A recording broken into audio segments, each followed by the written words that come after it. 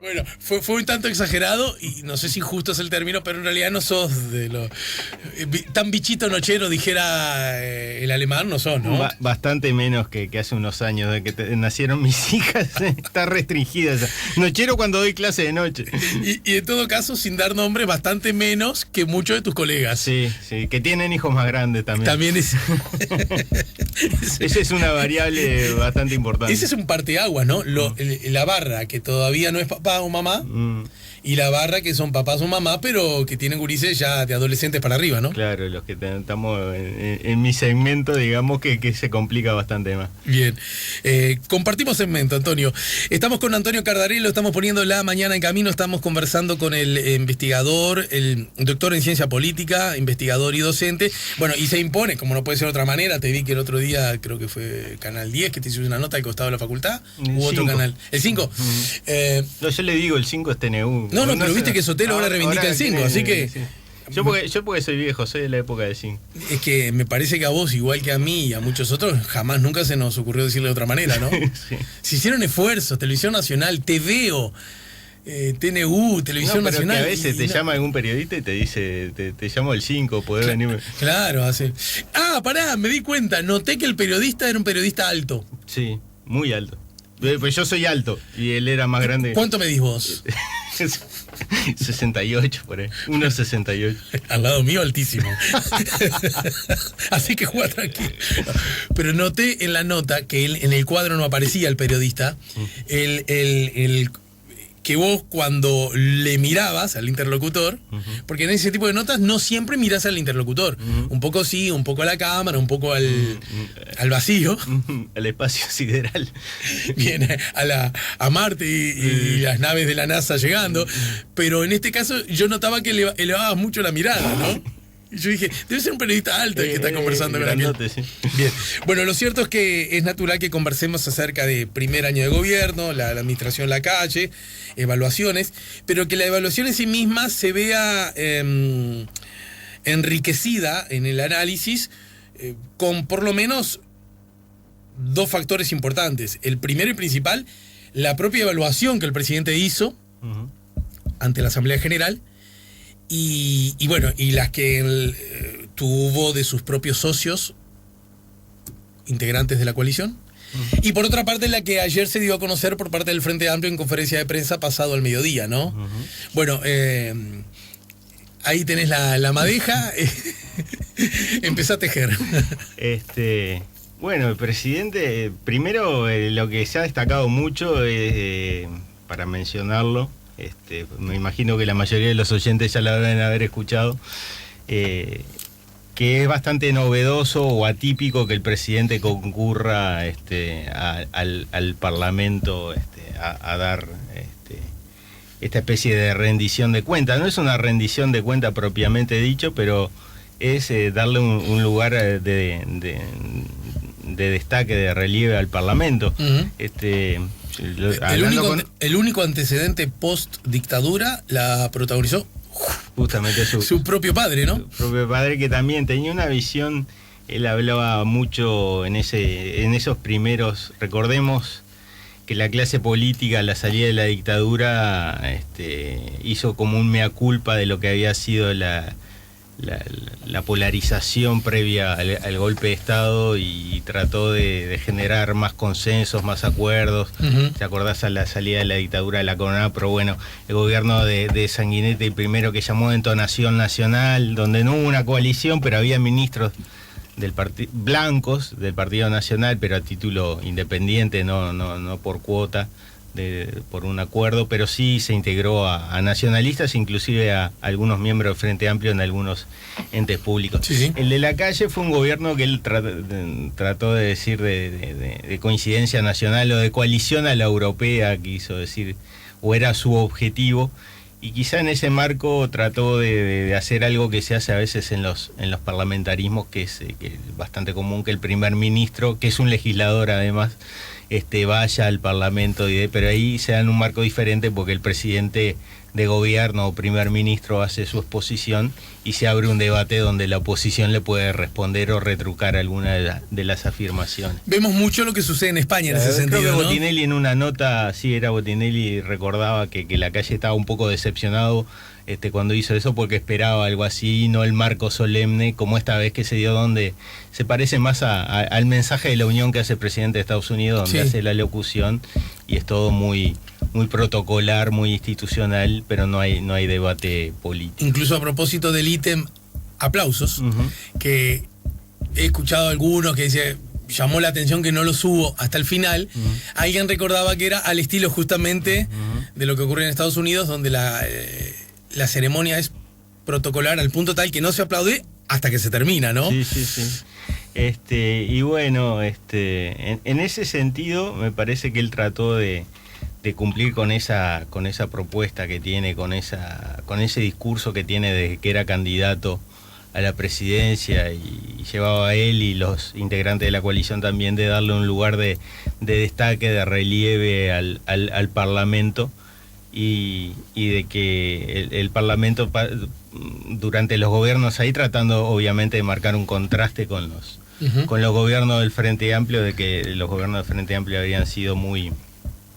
el Parlamento se habría visto disminuido, lo cual no es tan así, porque había bastante debate, intercambio y cambio de los proyectos que llevaban el Ejecutivo en las comisiones, pero es cierto que se daban más al interior los acuerdos del partido de gobierno. ¿Tú decís que es una queja justa pero un tanto exagerada?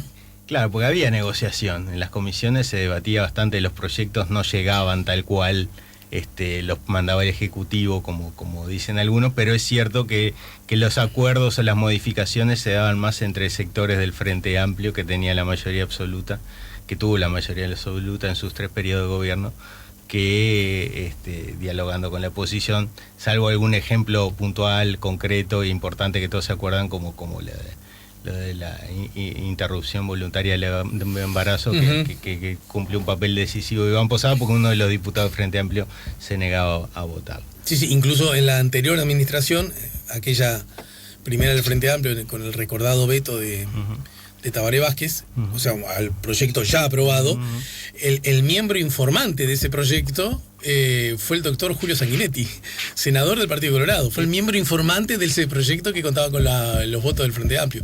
De la mayoría, pero no de todos, obviamente, ¿no? Sí, es cierto. Bueno, entonces, volviendo un poco, la idea era que, bueno, el Parlamento tenía un rol secundario, estaba muy supeditado al Ejecutivo, y bueno, intentó destacar un poco ese rol de preponderancia que tuvo, y en parte porque estamos hablando de un gobierno de coalición de 5 partidos, si bien en realidad son 3 los partidos relevantes lo que hacen a la mayoría que necesita el gobierno para llevar adelante su paquete legislativo, y la importancia que los partidos jugaron, que los proyectos más importantes que presentó el año pasado, como fueron la ley de urgente consideración o el presupuesto nacional, tuvieron modificaciones en el Parlamento y el Ejecutivo las asumió, las aceptó, no vetó esas modificaciones que se hicieron. Entonces, por un lado eso. Por otro lado, él ya había dicho que iba a concurrir igual, pero seguramente que la buena imagen, la popularidad que muestran las encuestas en la opinión pública, también juegan un papel importante en esa centralidad que tiene en este gobierno la figura de Lacalle Pou, que también la había anunciado cuál era su estilo, cuál iba a ser su estilo si llegaba a alcanzar la presidencia, que iba a ser un presidente muy proactivo, que iba a hacerse cargo en sus palabras y que iba a dar la cara. El otro día escuchaba la charla que tuviste con Rafa Piñeiro, y él decía que Lacalle Pou, señalaba muy bien, tenía una debilidad de origen, porque si bien la legitimidad de la elección es incuestionable, es cierto que en el balotaje Lacalle Pou tiene menos votos que la de los partidos integrantes de la coalición sumados tuvieron en la primera vuelta. Así es. Entonces, contra esa debilidad, yo creo que el manejo de la pandemia y la popularidad, los datos de aprobación de su gestión, que son prácticamente los mismos que los de gobierno, arrojan, eso también es un fuerte impulso o le daba una centralidad o un apoyo para hacer ese discurso en el Parlamento, como lo hizo. Sí, incluso quizás hasta generando vasos comunicantes con otros acontecimientos. Una de las críticas que ayer esbozó el Frente Amplio, señaló explícitamente el Frente Amplio en palabras de su aún presidente Miranda, que el gobierno lo hace en soledad, ¿no? En particular el partido, y no... Además se da una circunstancia que me gustaría conocer tu opinión acerca. Es un tanto normal o esperable que alguien de la oposición diga, che, estos no nos dan bolilla, ¿no? Y después el otro te dirá, no, sí, te di bolilla acá y acá, pero bueno, recordá que el que gobierna soy yo. Y vos decís, no, bueno, pero acordate que estamos en una pandemia, entonces esos vasos comunicantes más que nunca tienen que ser fluidos. Y ahí estamos, porque son miradas políticas. Lo que no es tan común es que de la oposición le diga, che, no le das bolilla tampoco a tus hijos, o a tus hermanos, o a tus socios, ¿verdad? Que fue lo que... porque en realidad estaba muy dirigida la crítica al Partido Nacional en particular, al Poder Ejecutivo, a la presidencia, ¿no? Al punto tal de que no le da bolilla al Frente Amplio, pero tampoco a sus socios. Eso es lo que podía de alguna manera notarse. Y que gobierna en soledad. Y yo pensaba, lo que pasa que esa presunta soledad, entre comillas, está aparentemente sustentada en otra de las cosas más maravillosas que cualquier gobernante quisiera tener. Y es, encuestas mediante, aprobación pública, ¿no? Y eso, ¿a quién no le hace sacar un poquito pecho y viento en la camiseta? No solo la aprobación pública, sino que por un lado el partido la relación es bastante asimétrica entre los socios de la coalición, porque el Partido Nacional es bastante más grande, más importante que los otros partidos, digamos. Tuvo casi un 30% de los votos frente a un 11% del Partido Colorado y un 10 y poco de Cabildo Abierto. Entonces estamos hablando de una situación bastante asimétrica, si bien es cierto que lo necesita para tener mayoría y aprobar la agenda, llevar adelante la agenda legislativa con eficacia, pero también hemos tenido experiencias en Uruguay de gobiernos en minoría, de partidos en minoría, y no pasa nada. Y por otro lado, en la elección de septiembre de las departamentales y municipales fue un gran triunfo para la coalición, pero subrayadamente para los blancos, ¿no? Para el Partido Nacional, claro, que gana 15 de las 19 intendencias y 90 de los 125 municipios. Sí, porque incluso muchas les gana a sus socios, ¿no? Los 3 que ganan en Montevideo son candidatos del Partido Nacional, son alcaldes del Partido Nacional. Claro, pero qué sé yo, pensemos en el caso Salto, por ejemplo, ¿no? Donde el Partido Nacional pierde, quiero decir, la coalición multicolor pierde. No, tampoco es justo decirlo así porque no se presentaron como coalición, ¿verdad? Quiero decir, gana el gobierno la oposición del Frente Amplio, ¿estamos de acuerdo? Sí. Pero es muy claro que ese segundo lugar al que ya nos habíamos acostumbrado, que era del Partido Colorado y se había transformado ya en unas cuantas legislaturas, en unas cuantas elecciones, en una especie de disputa entre Frente Amplio y Partido Colorado, con el apoyo del resto de los votantes anti-Frente Amplio o no Frente Amplista, hasta eso ya se rompió y superó el Partido Nacional, el Partido Colorado, ¿no? Sí, lo cual provocó bastantes reclamos y enojo del senador Coutinho y también y Sanguinetti, precisamente. De Sanguinetti. O sea... Pero entonces, ¿cómo...? Quiero decir, ¿son de recibo esas observaciones, esas críticas, esos reproches? Porque, repito, el gobernante podría decirte... Bueno, pero mira que la gente está conmigo, y lo dice una encuesta, y lo dice otra, y lo dice otra. Con matices, es verdad. Pero en general dan buenos guarismos de aprobación, ¿no? Yo creo que eso es lo que le está llevando a que no le dé demasiada bolilla a la oposición y que a los socios le dé la importancia necesaria. Que los atienda, pero hasta ahí, que diga que las propuestas que hacen los socios son muy atendibles y muy de sentido común, etcétera, pero después el que resuelve es el gobierno. Me parece que esa es la postura muy parecida a la que tuvo su padre también, ¿no? El que gobierna es el presidente y la responsabilidad de gobierno es de la coalición, pero en última instancia es del Partido Nacional.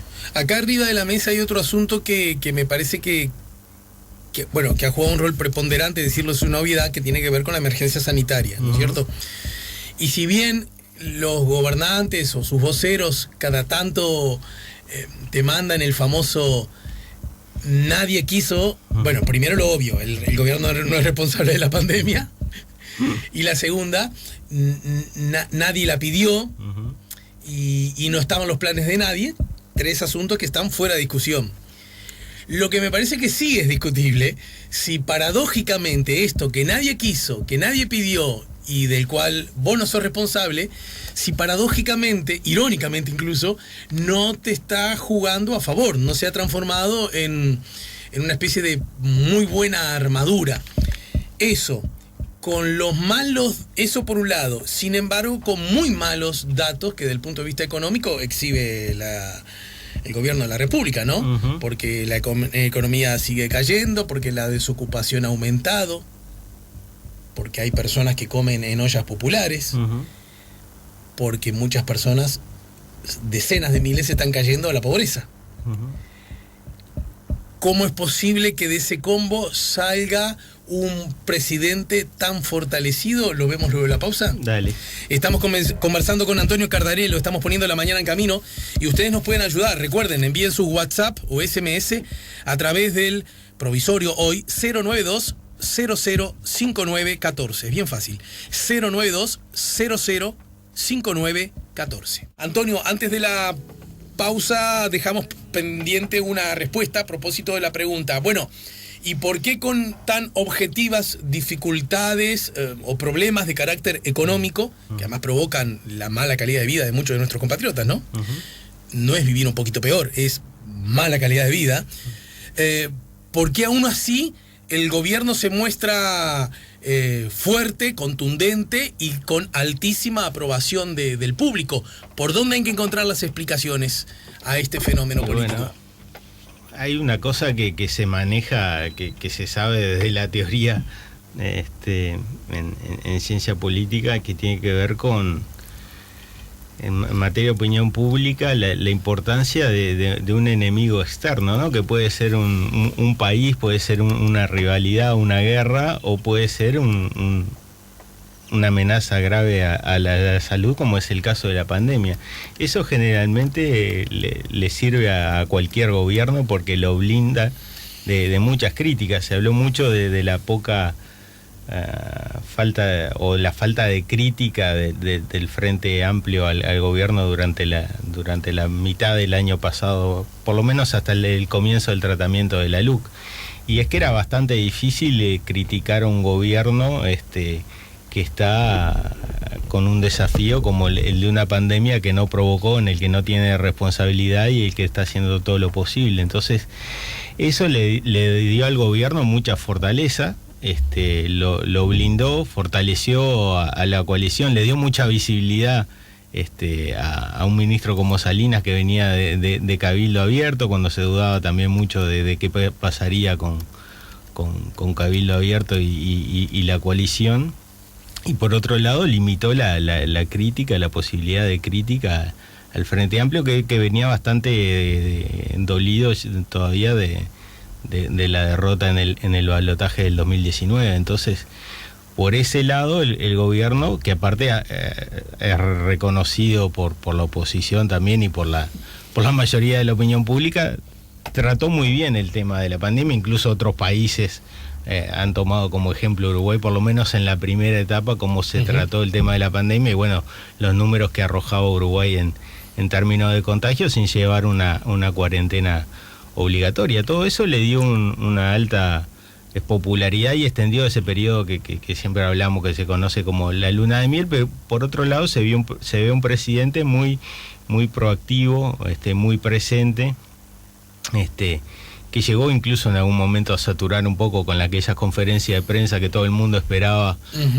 a las 7 de la tarde, pero que marcaba presencia. Y eso lleva a que al día de hoy todavía un porcentaje muy importante de la opinión pública, ahí hay diferencias, algunas empresas lo ponen más en el entorno del 50%, otras como cifra creo que le da el 64%. Así es. Le da, pero incluso la más alta del siglo. Claro, ¿no? Lo llamativo no es solo que por parte del electorado que votó a al gobierno, a los partidos integrantes de la coalición, sino que incluso un porcentaje de aquellos que votaron al Frente Amplio también hacen una evaluación positiva del presidente y del gobierno en general.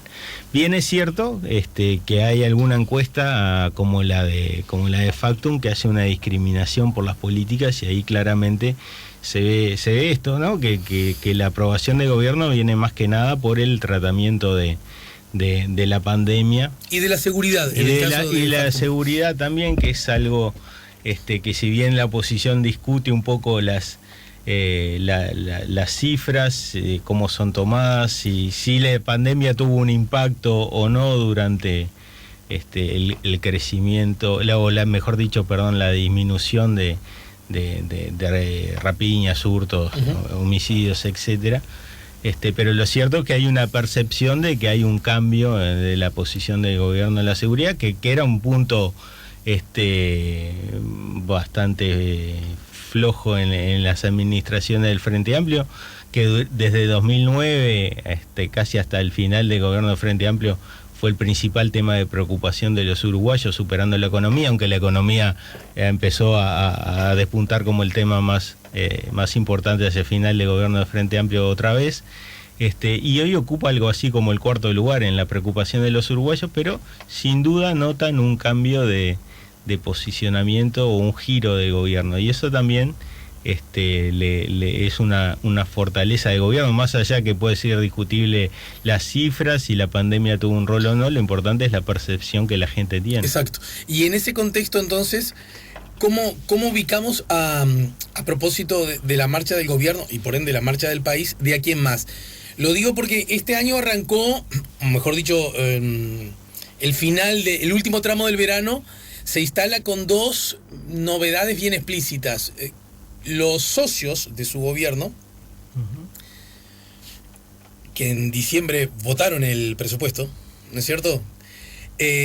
Sin embargo, salen a la escena política pública a decir lo que se está, en el mejor de los casos, ¿no? La síntesis podría decir, lo que se está haciendo no ha estado mal, pero luce insuficiente, ¿no?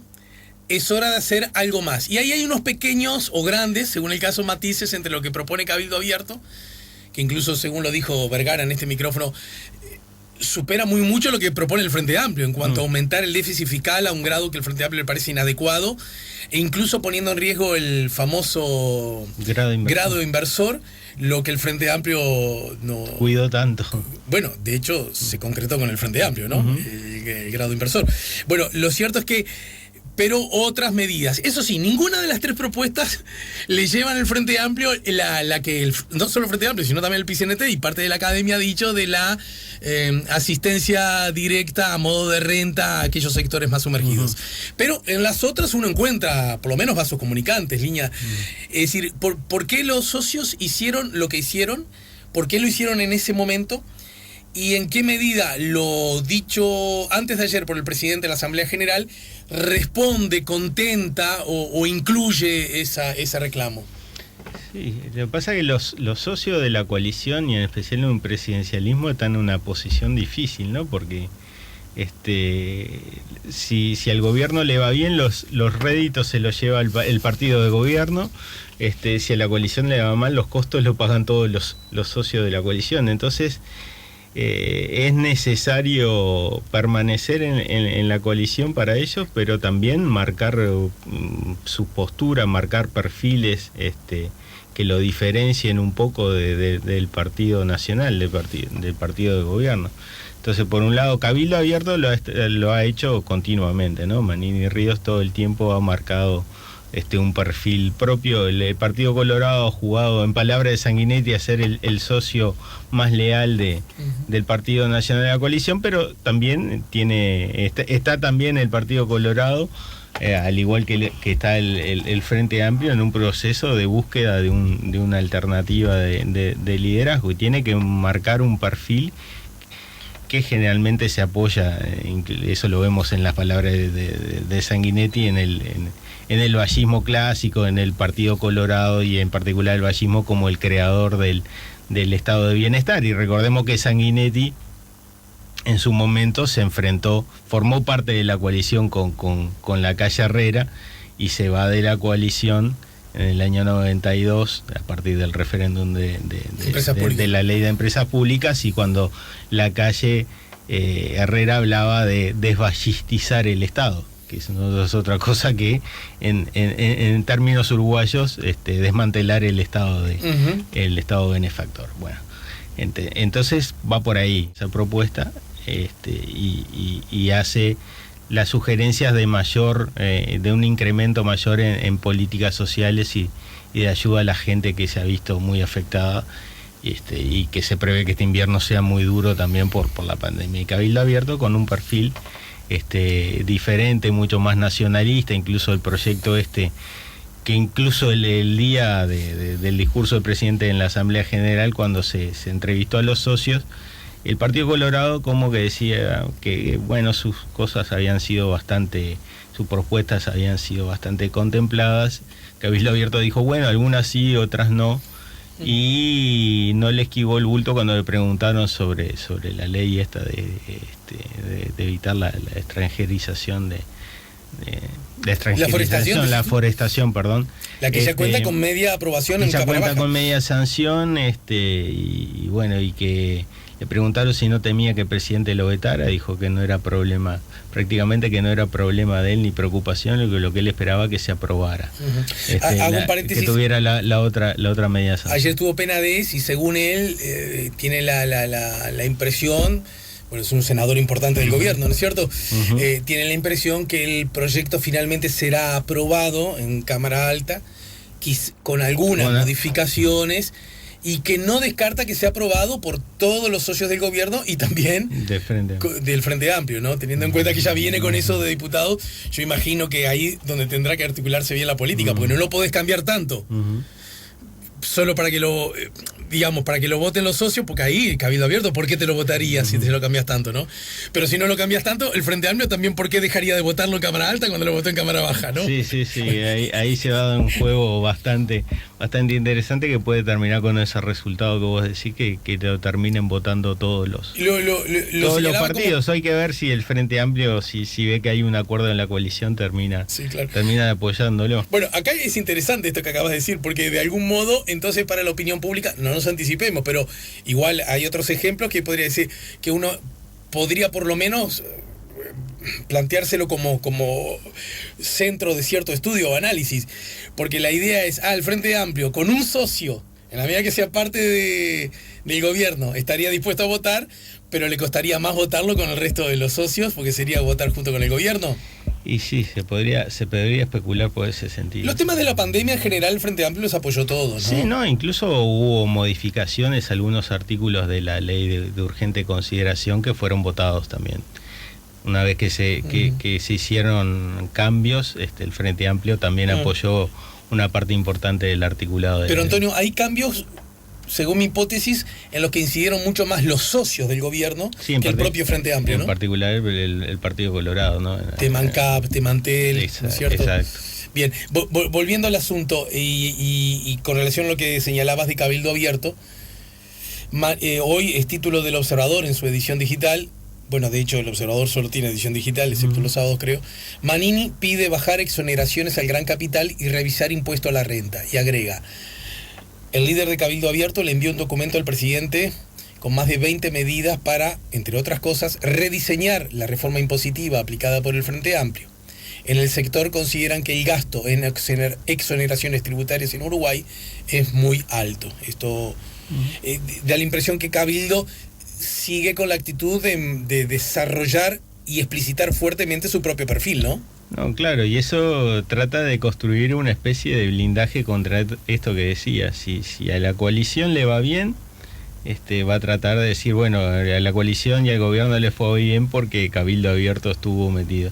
Y si al gobierno le termina yendo mal en algún tema, sobre todo en política económica, él va a poder decir, bueno, en realidad nosotros apoyamos el gobierno por coalición, por lealtad institucional, pero está claro, que yo siempre estuve haciendo propuestas y no fueron escuchadas lo suficiente, o sea, puede jugar con eso. Bien, pero eso entonces cualquiera puede verlo, deja en un lugar muy incómodo el Frente Amplio, ¿no? Quiero decir, me acuerdo fundamentalmente en la segunda administración del Frente Amplio, la encabezada por Mujica, que se dio un proceso, ayúdame si le estoy errando Luis Cochazo, en el que las grandes discusiones acerca de los rumbos, ya no de los matices, de los rumbos, era prácticamente una discusión que se ejercía dentro de la izquierda, ¿verdad? Los más a la izquierda, los más ortodoxos. Se hablaba mucho cuando, sobre todo cuando gana en el 2009, el cual no fue un resultado para nada que sorprendió a nadie, que se hablaba mucho de la eficacia del Frente Amplio de dejar a la oposición sin agenda, sin tener un rol que jugar, porque el Frente Amplio a su vez era el gobierno, pero también las voces discrepantes que se escuchaban jugaban el rol de la oposición. Bueno, parece que no sucede algo similar que es ahora. una lección aprendida y que los socios, los partidos que forman parte de la coalición están jugando a eso también, ¿no? Están juntos, pero a su vez expresan discrepancias y si hay propuesta del Partido Colorado en el sentido de mejorar algunas políticas sociales y el Frente Amplio en el mismo sentido, el Partido Nacional, el gobierno siempre puede decir, bueno, yo escucho los reclamos y tomo los de mi socio. Exacto.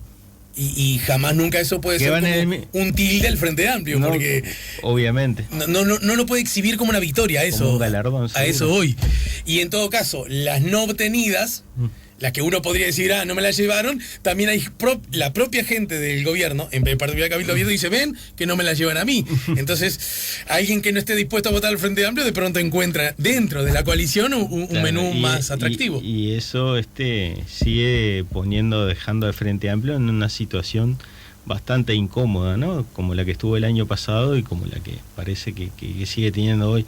La carta que te está jugando el Frente Amplio como oposición, ya no fuimos del tema del mensaje del presidente, pero pero tiene que ver incluso con la respuesta de ayer del Frente Amplio, ¿no? Tiene que ver con la recolección de firmas para derogar la ley de urgente consideración, que ese es el gran estímulo que tiene la militancia del Frente Amplio.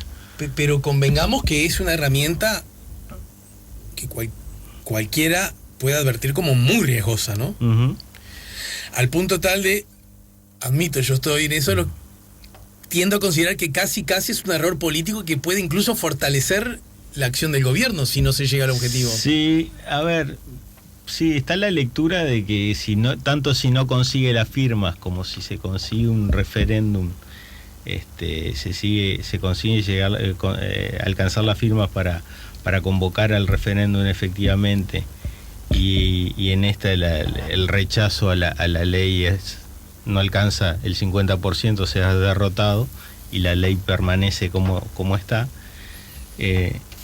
podría ser perjudicial para el Frente Amplio. Pero creo que lo que están valorando más es el efecto de movilizar la estructura, de movilizar ejercitar el músculo. Exactamente, de darle a los militantes que se vio en la segunda vuelta de 2019, que cumplieron un rol que cuando salen en la cancha inciden muy activo, que una cosa fue la campaña hace octubre y otra a noviembre, donde hubo mucha más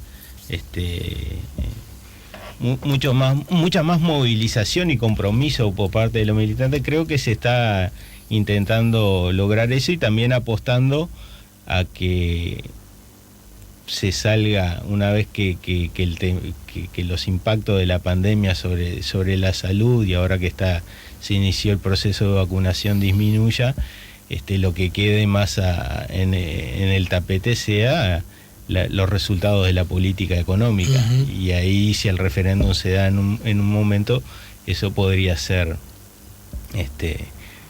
una carta a favor para el Frente Amplio. Pero sí, es una jugada arriesgada. Uh-huh.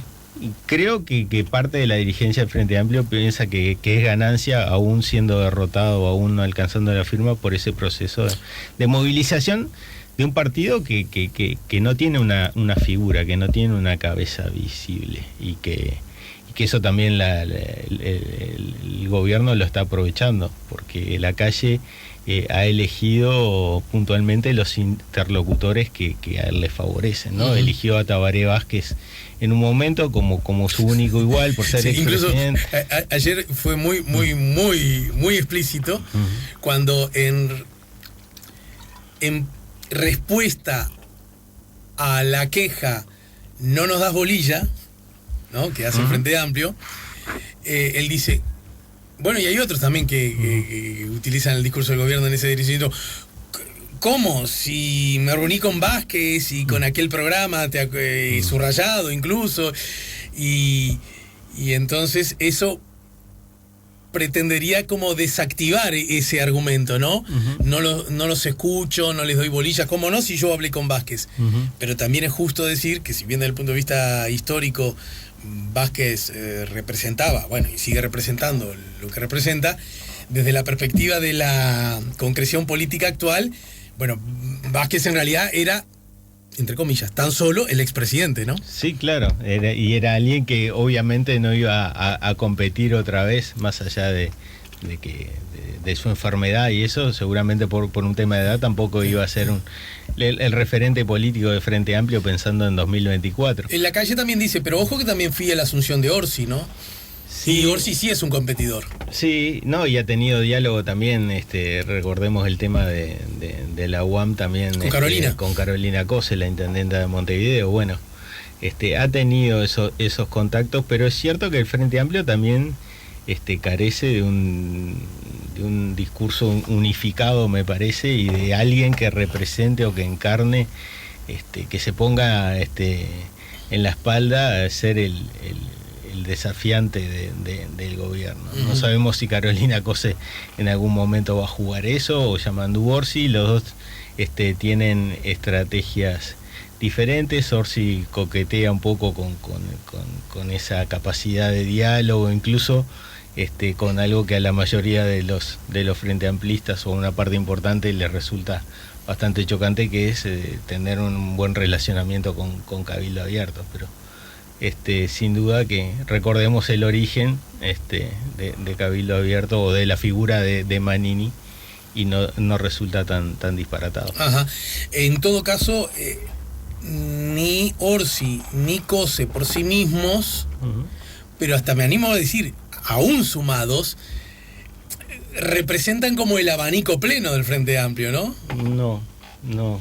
Falta estuvo muy interesante la entrevista que salió una observadora a Danilo Astori, que habla de ese proceso de autocrítica y de renovación ideológica que tiene que ser Frente Amplio, y de recambio de los liderazgos y del fortalecimiento de las diferentes alas, y se habla mucho del debilitamiento del ala más moderada o más socialdemócrata que encarnó en algún momento él, ¿no? El astorismo, Asamblea Uruguay, y que hoy estaría como principal referente con Mario Vergara, ¿no?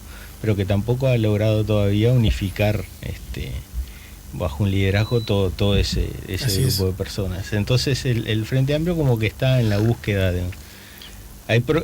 se habla de probables candidatos, pero no hay un liderazgo, y eso es distinto a la etapa anterior, en que el Frente Amplio era oposición, en que tenía a Líber Sedeñi en una primera etapa como su principal referente e interlocutor con el gobierno, y a Tabaré Vázquez a partir del año 94, Exacto. 96, que era claramente era el vocero de la oposición. Sí, pero además incluso con un proceso, claro, con una legitimación en el liderazgo de tal magnitud que muchos dentro del Frente Amplio estaban dispuestos a ceder cosas o a aceptar cosas. Recordemos que detrás de Vázquez, ¿no? Renunció a la presidencia del Frente Amplio más de una vez. Porque justamente la lógica es, no lo hagamos calentar, que se nos va. Claro, sí, esto se va a hacer así, si no renuncio. Y bueno, dale. Lo tenían que ir a buscar. Claro. O sea, la vieja jugada que hacen todos los líderes, ¿viste?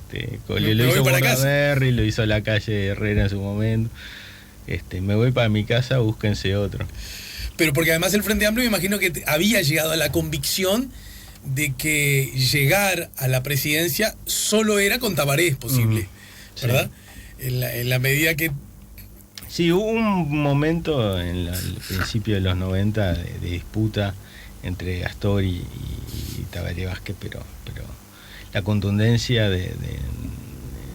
de la fuerza electoral de Tabaré Vázquez se impuso más o menos rápidamente, pero lo que le falta al Frente Amplio hoy es eso, incluso para ejercer la oposición. Te leo algunos mensajes que llegan a través de hoy. Repito, número provisorio 092-005914. 092-005914. Buenos días, Alejandro, mi opinión, eso de que ya no se puede seguir con la herencia maldita es solo estrategia.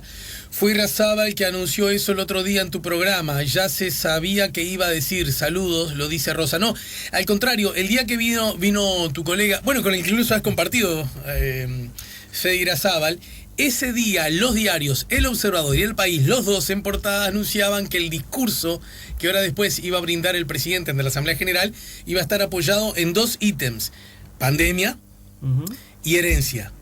Y sin embargo, sorprendió cuando en la tarde la herencia no solo no ocupó un lugar importante, sino que fue explícitamente descartado como argumento, ¿no? No estoy tan de acuerdo. A ver...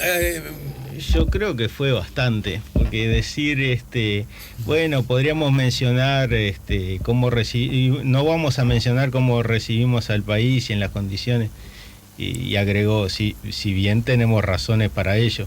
Sí. O sea, ahí está diciendo. Después, en varios puntos, se dirigió al electorado del interior, sobre todo cuando habló de la electrificación rural. Bueno, por fin vamos a llegar al 100% de la electrificación rural, como no se llegó. Claro. Le estamos dando una importancia al interior que otros gobiernos no le daban. Nosotros que sabemos lo que es la vida de campo, esa relación del Partido Nacional, sí, con el interior profundo, que es donde ganó la elección del 2019, sí. Y cuando dice en la última parte, en cada uno de los ítems que él manejó, hay una alusión, hay una alusión al gobierno anterior y a la herencia del gobierno anterior. Cuando hace la propuesta dice, bueno, tenemos otra buena noticia, que es que teníamos una demanda en la playa de contenedores por la empresa esta que de 1.500 millones de dólares, y logramos transformarla en una inversión de 4. Sí. O sea, nos dejaron, perdón la expresión, nos dejaron un choclo y nosotros transformamos en una masita, en pop dulce. Todo eso son alusiones directas. Yo creo que hubo bastante. Vos sí que me ilusioné un poco porque a mí me gustó ese anuncio. Bastante crítica porque dijo ya no hay más excusas que también. Uno la podía leer entre líneas. O sea que la alusión de aquí más uno la puede esperar. Ya lo dije ayer, pero voy a hacer el mismo chiste. Yo no voy a decir que Antonio es pelado, pero ustedes fíjense si se puede peinar o no. Claro. Bueno, lo estás diciendo. Claro. Entonces me parece que fui un tanto ingenuo yo hasta como ciudadano me pareció lindo eso. Yo por lo menos, mi lectura es que en realidad le pegó bastante en cada una de las cosas, tanto en los antecedentes, tanto en el señalamiento ese exhaustivo que hizo de cada punto. Lo hablamos ayer con Fede Irarrázaval también en otro programa. Sí, con Cotelo. Sí. De que decía, bueno, y tantas camas de CTI en tal hospital, en tal hospital, en tal hospital, en tal hospital.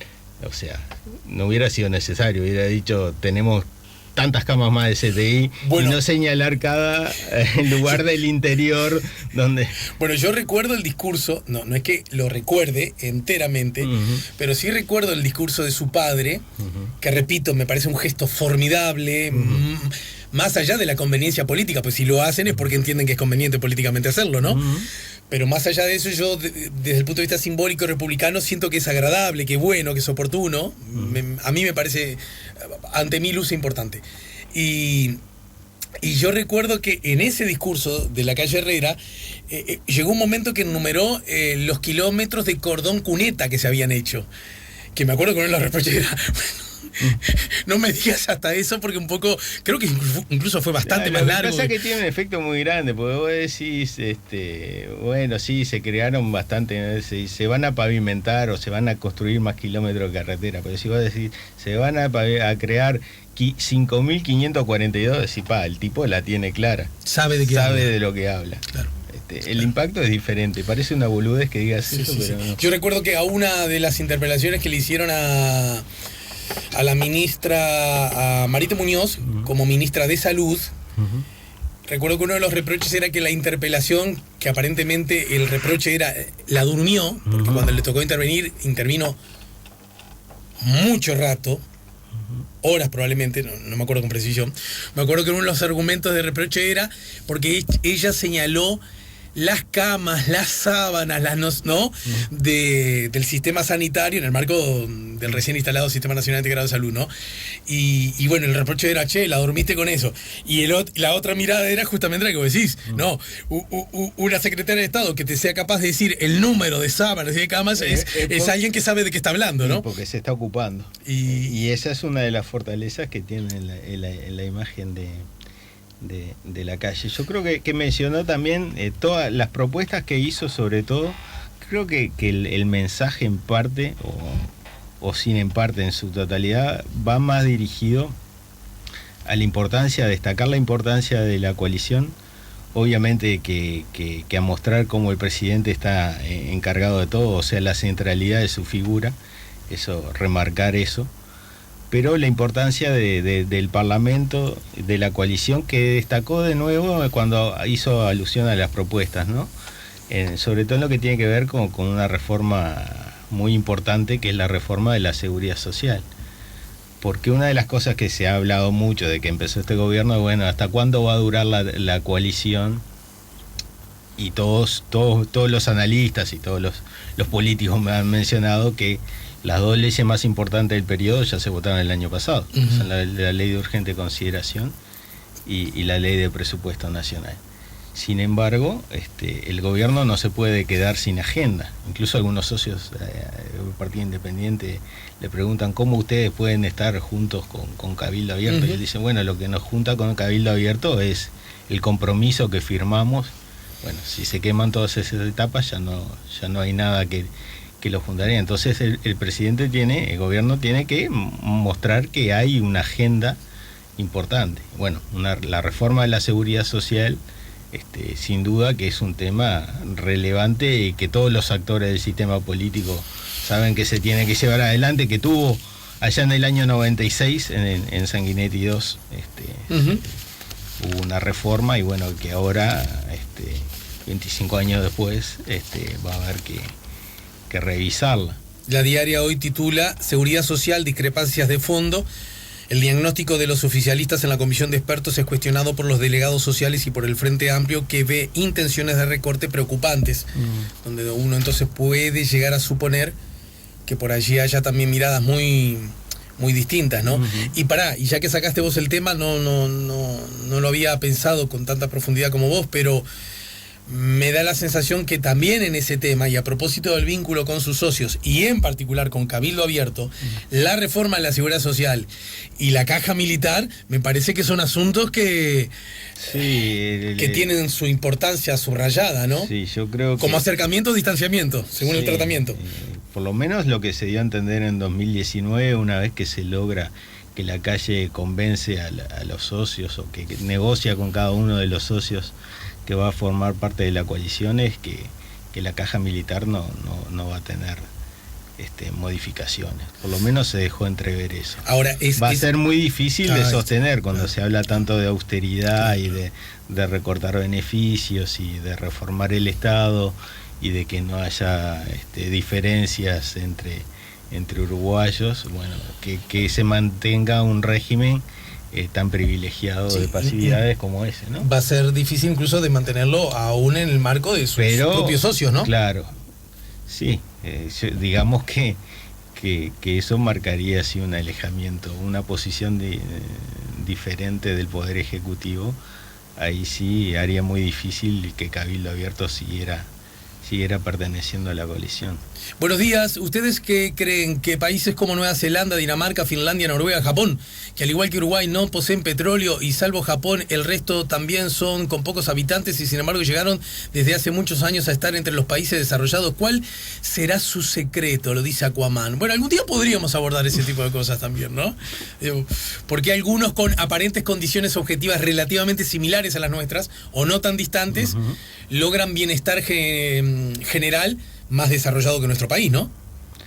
Sí, bueno, en el hecho de Nueva Zelanda y Australia, que son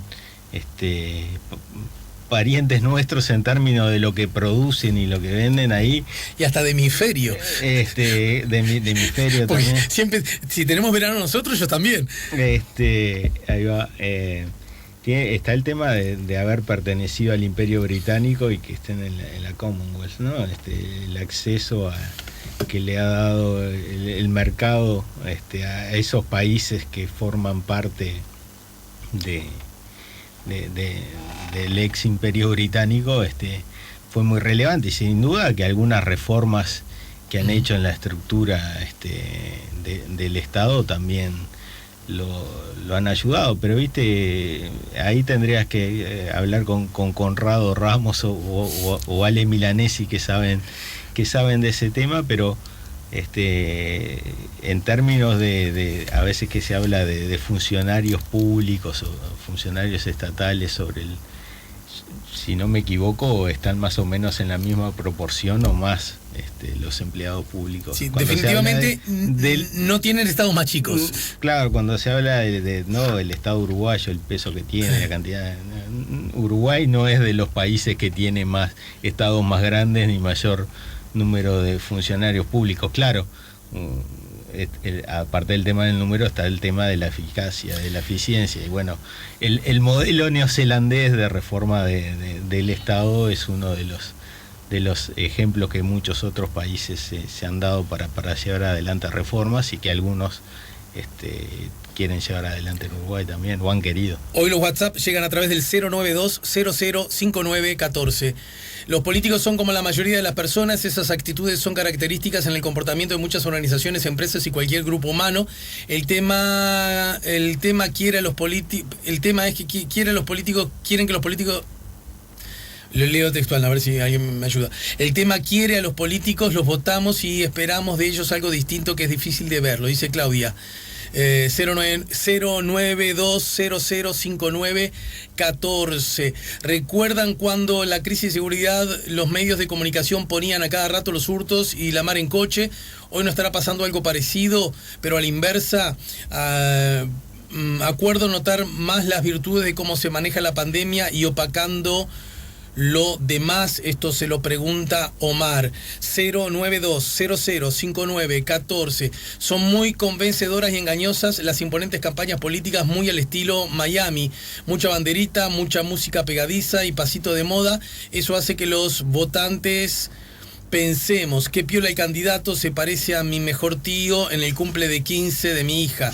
Ya está, lo voto. Esto por argumentos que hablábamos antes de la pausa. Me quedo un poco decepcionado, pero está bien que me bajes a tierra, Antonio, porque a mí me gustaba la idea de parar un poco con la herencia y la mar en coche, porque hay un asunto que me parece que es peligroso en ese argumento. Porque en realidad ya no hablo del Uruguay y mucho menos de los actuales gobernantes. Capaz que yo soy muy mal pensado, bueno, pero fue la lectura que yo está bien. Esto es fácil de descubrir porque es cuestión de esperar nada más, ¿no? De cómo sobrevienen los hechos. En todo caso, a mí me parece, y ya en el final me gustaría una reflexión en ese aspecto, las democracias liberales con competencia, de buena calidad de competencia, como la nuestra, la situación es la siguiente: alguien gobierna y ese gobierno seguramente tiene fortalezas y debilidades. Alguien quiere gobernar para sustituir a ese gobierno y le dice al público: miren estas fragilidades, nosotros somos capaces de solucionarlas. Porque las fragilidades de estos gobiernos son mayores que las presuntas fortalezas. Es más, algunos se atreven a decir, y las fortalezas las vamos a dejar, o mejor, las vamos a hacer más fuertes aún, ¿verdad? Y ahí es que el público más o menos va decidiendo. Lo que a mí siempre me ha parecido un poco admisible es que una vez que el gobierno, la oposición gana, le diga a los ciudadanos, no podemos hacer lo que dijimos que íbamos a hacer por las debilidades que nos dejaron la anterior. Pero macho, si fue esa la razón por la que te voté, ¿verdad? Entonces me parece que es como que un hombre quiera seducir a una mujer diciéndole, deja a tu marido que es pelado. Ya que sacaste el tema, ¿no? Y que es pelado y yo tengo una linda cabellera, ¿no? En ese asunto, obviamente no soy yo el otro, ¿no? Pero lo quiero por escrito. Después no hay devolución. No, pero que después cuando aparezca el asunto decís, mira, ¿te acuerdas mi pelo? No me lo puedo, no sé, no me crece porque el otro estaba pelado. Pero si yo te cambié a vos porque eras pelado, porque el otro era pelado y vos eras peludo. A mí me parece que es un asunto que llega un momento que fatiga también al vínculo con la política, ¿no? Es decir, venía a resolver vos porque vos me dijiste que sí ibas a poder resolver el techo que se llovía que me dejó el anterior gobierno, ¿no? Sí, bueno, pero eso es parte de la política, es tratar de demostrar que uno es mejor que el otro. Y los gobiernos, los políticos, el presidente de la República, si bien constitucionalmente no puede hacer política partidaria, pero él es un político y siempre va a estar defendiendo su gestión y criticando y comparándola con lo demás. El Frente Amplio también lo hizo durante todo su periodo, durante muchos años se quejó No, por eso yo estaba hablando ni siquiera del Uruguay, ¿no? Como una especie de costumbre que llega un momento que fatiga, que cansa. Y es parte, hay que mostrar la debilidad, parte del juego es tratar de mostrar la debilidad de otros, ya sea por las propuestas que tiene de cara al futuro o por las cosas que hizo, cómo gestionó mal. ¿Por qué le vamos a dar la oportunidad a esto si cuando gobernó en 1967 hizo tal cosa? Y bueno, es parte de la actividad política y no debería molestarnos y hay que entender que es una competencia y que eso no quiere decir que necesariamente se consideren. A veces se critica eso o la gente dice, bueno, pero estos se critican así, después vos los ves en el Parlamento que andan a los abrazos o que van a... Bueno, porque saben distinguir lo que es el juego político de la relación personal.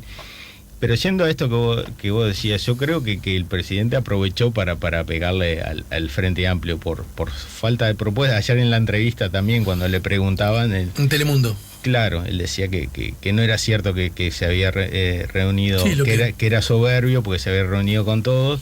Cuando le preguntaban, prácticamente dijo, bueno, yo me reuní, pero no lo dijo, pero lo dijo. Pero, o sea, ¿y con quién habló el Frente Amplio si no tiene... ¿Cuál es la cabeza visible del Frente Amplio? O sea, lo dio a entender. De paso le pegó un cañazo por ahí también. Recordó que eras pelado, digamos. Claro, entonces me parece que aparte es algo que hace muy bien y que ha mejorado mucho en este último tiempo. Entonces me parece que es parte de la actividad. Botinelli dijo en algún momento, y salieron muchos, de que el gobierno trataba de aplastar al Frente Amplio. Yo no sé si utilizaría la palabra aplastar, pero sin duda que el padre de la ciencia política, Maquiavelo, decía, lo más importante o el objetivo más grande de los políticos no solo es alcanzar el poder, sino conservarlo. Y vos para conservarlo tenés que hacer todo lo que puedas, obviamente dentro de lo... de las leyes del juego, ¿no? De las leyes del juego, y mostrar la debilidad si tu rival lo tenés groggy, vos le seguís pegando. Bien. Nos vamos por hoy, querido, y gracias por el tiempo y la seguimos más temprano que tarde, ¿sí? Bueno, no te deseo suerte en uno de los 5 partidos que quedan de Liverpool, pero... Igual, y si ustedes ya tienen igual la anual, déjame ganar el clausura, no está definido. Déjame ganar, que te hice un favor empatando con Peñarol el otro día. Sí. Ganaste por los dos lados. No aumenté tantos puntos yo, y a Peñarol te lo saqué de la foto. Bueno, casi. Cuando hables conmigo como con el Rafa Piñero y me digas qué grande que es Nacional y qué cuadro, ahí te... ¿Y qué le dije yo a Rafa? ¿Le doré la píldora? ¿Le doraste la píldora? No, al contrario, le dije que a Rafa lo mismo que te digo a vos. ¿Qué se siente ser hincha de un cuadro tan glorioso, tan grande, tan maravilloso, pero que eso esté solo en el pasado? Debe ser como frustrante, ¿no? Yo todo lo que tengo de bueno para crecer estará en el futuro. Hipotético, pero futuro. Por lo menos tengo la suerte de haber visto 2 veces, igual que Rafa, que lo mencionaba, vi 2 veces a Nacional campeón de América y del mundo, que en ese momento pensé que iba a ser cosa de cada 3 o 4 años y... Me doy cuenta que una vez más, yo como cuadro chico quedo en el medio en la disputa de los grandes. A mí me usan. Gracias Antonio y saludos. Bueno, un saludo a la audiencia. Antonio Cardarello, el doctor en ciencia política, investigador y docente, nos ayudó a poner la mañana en camino. Si buscas un portón automático para tu casa o para la oficina, asegúrate que sea fuerte, que sea seguro, que sea práctico, que sea un SEA. Porque solo un portón SEA te asegura el mayor respaldo técnico, un service propio en todo el país y la garantía de todos sus productos. Ingresa en seaportones.uy o llama al 2601-2611. Si vas a elegir un portón, que sea un SEA.